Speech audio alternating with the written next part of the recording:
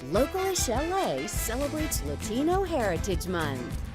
We're dropping in on talented artisans. What I'm doing is creating something that reminds me of my father. And entrepreneurs inspired by their culture. The only introduction that I ever had to fashion was my grandmother, who was a garment worker. Museums featuring Chicano art. I never saw people that look like me on the walls, and so that became a lifelong preoccupation. And music icons. If you're a Shakira fan like I am, this for sure is a must. Meeting Latino changemakers. Once you know who you are, then you live from that place. And trying unique takes on Latin American flavors. I wanted it to be like, wow, that's like so thoughtful. Localish LA celebrates Latino Heritage Month right now. Hello and welcome to a special Latino Heritage Month edition of Localish LA. I'm Giovanna Lara. Today we're sharing some of the best that Southern California has to offer when it comes to Latino culture, from amazing food to art to shops. And we're kicking things off with a custom hat maker who draws on his Chicano culture for inspiration.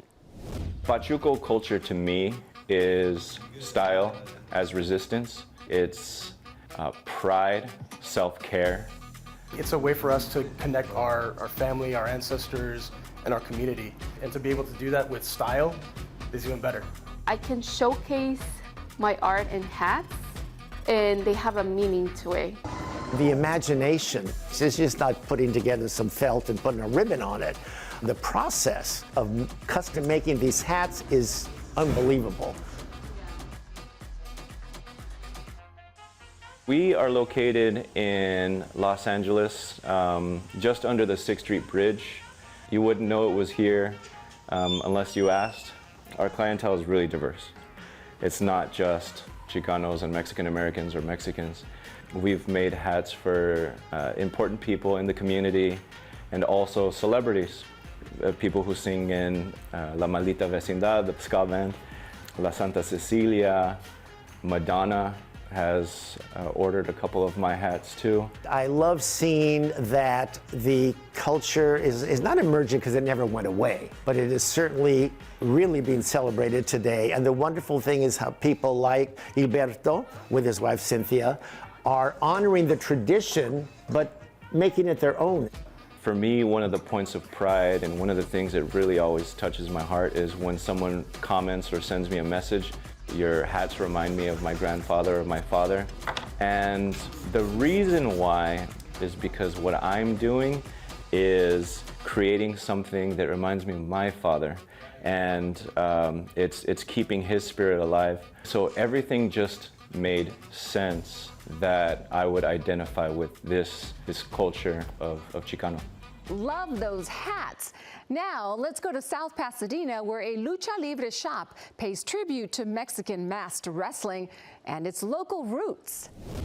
When people ask us about the store, our product, it's not t-shirts, it's not sport, it's not violence, it's culture. People that are watching live wrestling for the first time, I don't think nobody can contain their excitement watching that. This is Republic of Lucha. This is the official store of the Lucha Brothers, World Tag Team Champions Penta, Cero Miedo, and Rey Fenix. They're two of the best Mexican wrestlers in the world right now. We've been friends for a little less than a decade, so we decided to come up with an investment project, and those ideas eventually landed in a Lucha Libre store in South Pasadena. Nobody else in the world except Lucha Libre has real-life superheroes. Grown men that wear masks and tights that hide their identities. It's an amazing cultural element that's very Mexican. As a photographer, as a creative, I like to see it as another side of it, not just only like the matches, but also like the mask, the gear, the colors, their persona, the characters they take. You can translate it into a picture, a painting, a t-shirt. I don't think a lot of the US, Mexico, and the world understand just how pivotal the history of Los Angeles with Lucha Libre is. It's in the DNA of Los Angeles. I love like little girls from all ethnic groups who walk in and their eyes just like, what is this? And just like that, we just created a new Lucha fan. Latino culture is American culture, and that's made clear at 2 local museums featuring Latino trailblazers in art and music. The collection is seminal and very important because Cheech had the foresight to see this work and understand that it was speaking to a community, to a history that was underrepresented. It is an important and seminal collection in that it has traveled and brought unprecedented attention to Chicanx art. All of the works in the gift, 550, I would say are important works. I was introduced to art by my cousins who assigned me to learn about art, and I think I was 11 years old, and so how do you do that? You go to the library, you take out all the books, and you look at them, but you start going to museums. I never saw people that look like me on the walls of the museum, so that didn't bother me at first because I was just learning about art in general. I mean, I go to see a Da Vinci or a Caravaggio or a Picasso. Oh, this is good art. So I transferred that appreciation of art now to, well, why aren't art artists being represented? Because they're out there. And so that became a lifelong preoccupation to get everybody to see Chicano art and then make up your own mind. You like it, you don't like it. Most people do. When Cheech says Chicano art is American art, really he's making the case that this work should be considered part of the American art historical canon. All these artists were either university and or art school trained, students who had been exposed to international world art for their whole careers, and so they reflected that next change of interpretation of what they were seeing. Artists, I think, show us a new way to look at the world every time.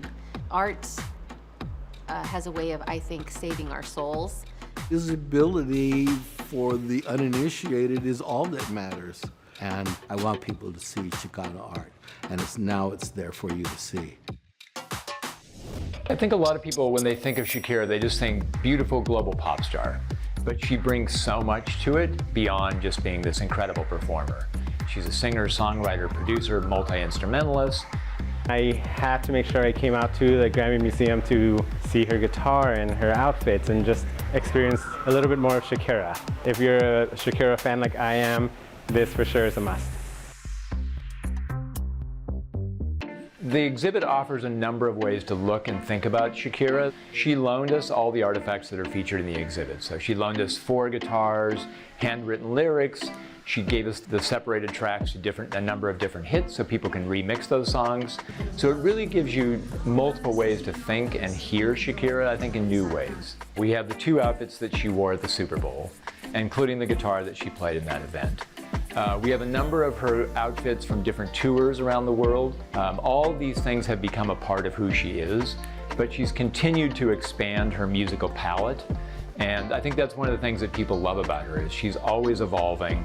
She's always exploring new things. And the exhibit really tries to have touch points for all those elements in her career.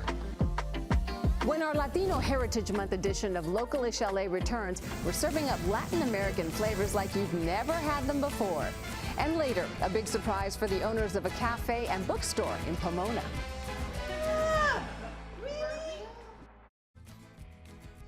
There's just no end to the delicious Latin American food here in Southern California, from street tacos to fine dining. And here are a few restaurants putting their own twist on the traditional.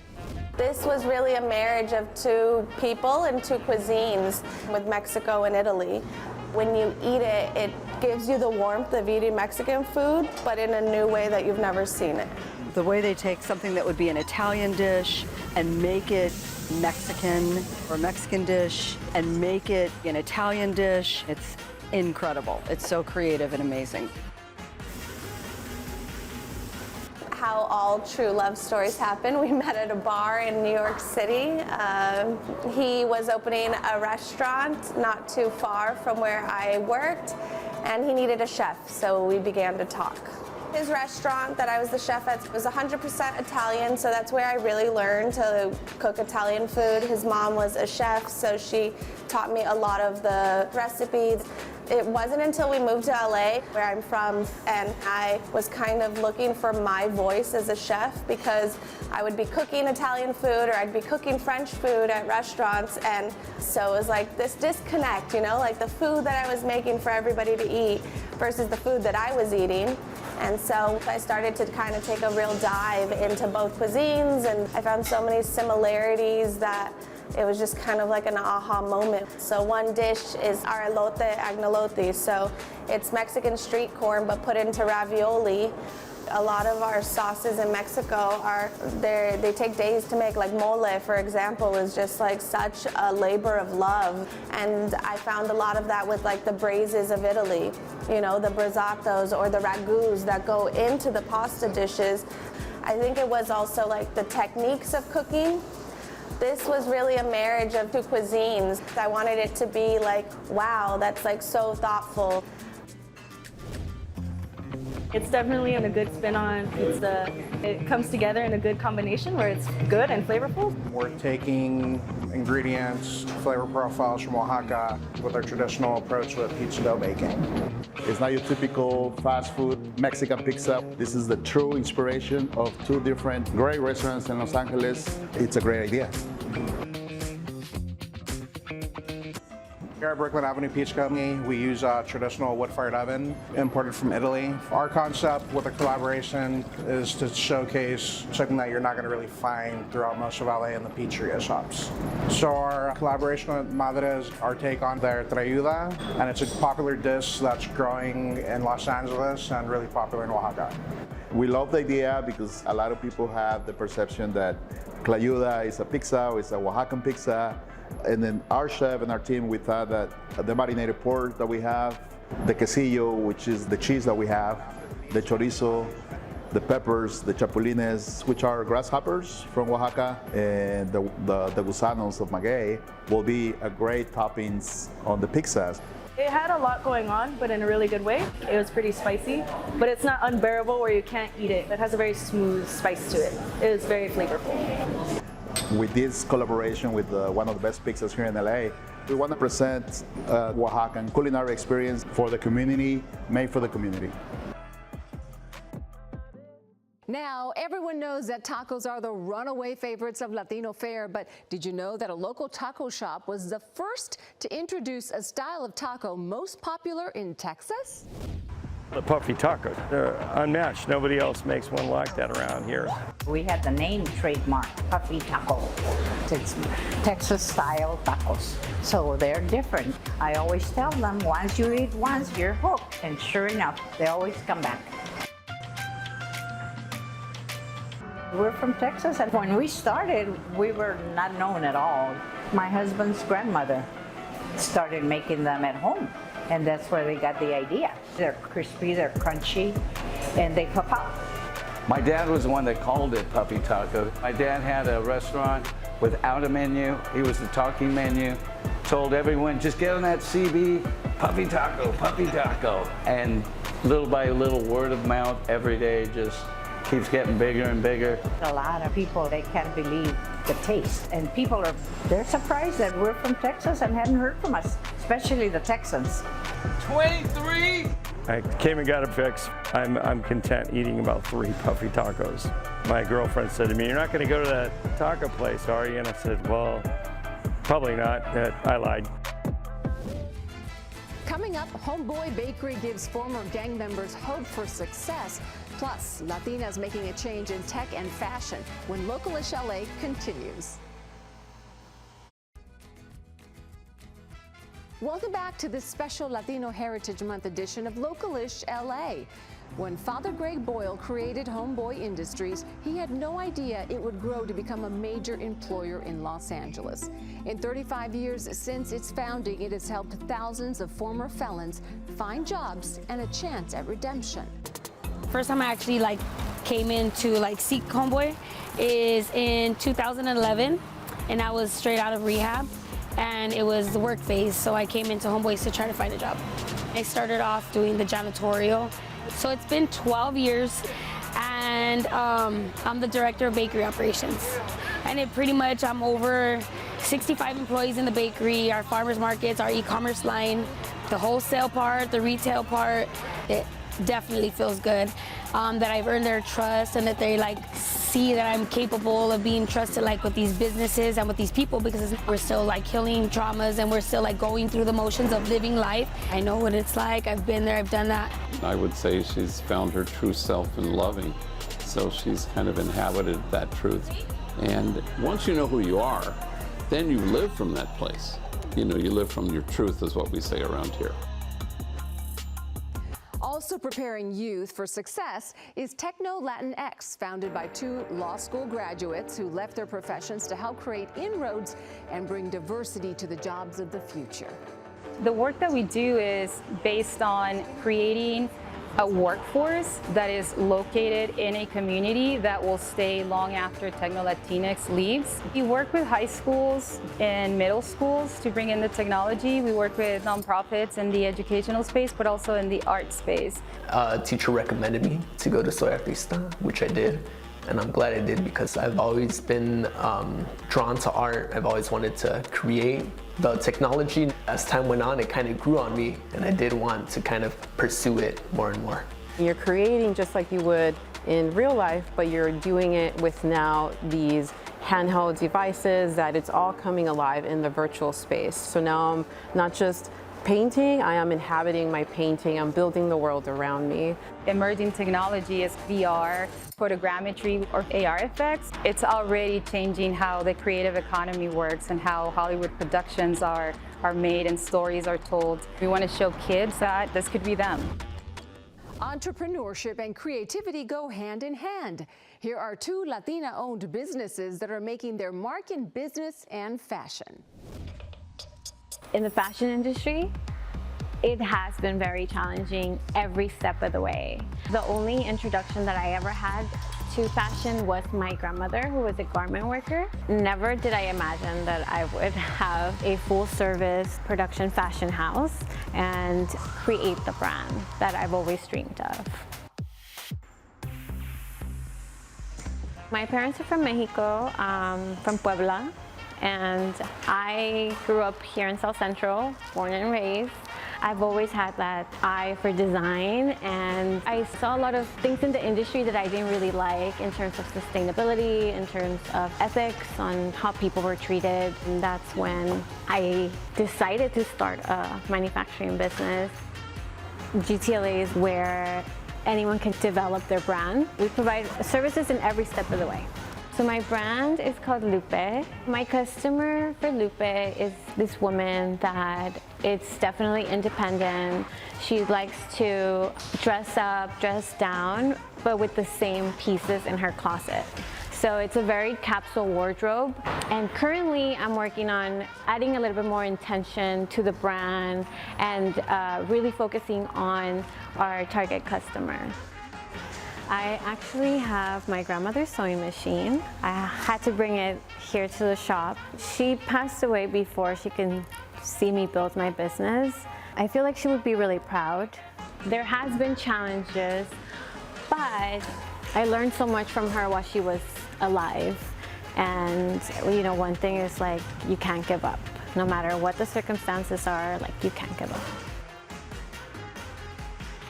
I love that it was all handmade, and I love supporting small businesses, and it's so unique, something that no one else has. So working together as sisters, and we're also twins, is identical twins. Identical twins. Yeah. It's cool to see. It's a unique experience that you don't see in a lot of businesses. Yeah. She's my best friend. Yeah. Yeah. Yeah. We took a trip to Sayulita, Mexico. Macrame was one of the things that we saw a lot there. Mm-hmm. And so we came back, we're like, let's try it out. Why don't we learn the knots, and started creating items, and that's how Boho Latina started. I love accessorizing my outfits with something that is truly personal and like handmade. And so having something like Boho Latina is amazing. We started TikTok, and we posted videos showing how we make the product. We've done step-by-steps on how to make coasters, how to make a wristlet. And it really took off. Wall hangings and coasters was our big thing. And then our customers were the ones who telling us like, hey, can you make a wristlet? Can you make a coaster? Can you make a car charm? They would ask for bags, and it opened up a brand new door for us. People can relate to our story, just seeing that, you know, they're buying a product that we're making with our own hands and that we love. When Localish LA returns, a struggling cafe and bookstore receives a random act of helpfulness. Well, since you have done such a phenomenal job helping others in your community, we want to help you.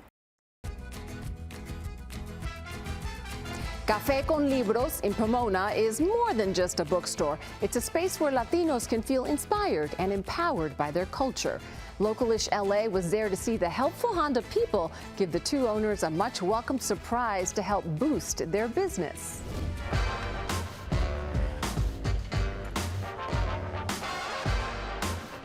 Hi, Addie and Patty. I'm a helpful Honda person. Hi. Oh my gosh. Join me over here, please. The SoCal Honda dealers are celebrating Hispanic Heritage Month by highlighting some of the helpful people in the Hispanic community. It was shared with us that you help to provide a safe communal space for your community to grow through your bookstore. Yes, yes. So can you tell us what inspired you to donate your time and money to help your community in this way? Wow. When the opportunity came up for us to open up a business, books was the primary thing that we could think of. I didn't discover Latino authors till I was in college. That's too long. So it's empowering for students and children to see, especially Latino students, to see that they're reflected in the cover of books, that their stories matter. Well, since you have done such a phenomenal job helping others in your community, we want to help you. So the SoCal Honda dealers have donated this amazing coffee machine for you, as well as all of these books to help fill your shelves. We would also like to help you towards the bookstore's rent. Whenever we give, just how Honda gives and recognizes people who put out efforts to help others, that's what we all should be doing, helping each other. That's all for this Hispanic Heritage Month edition of Localish LA. Thanks for watching, and be sure to follow us on Facebook and on abc7.com/localish. Bye for now.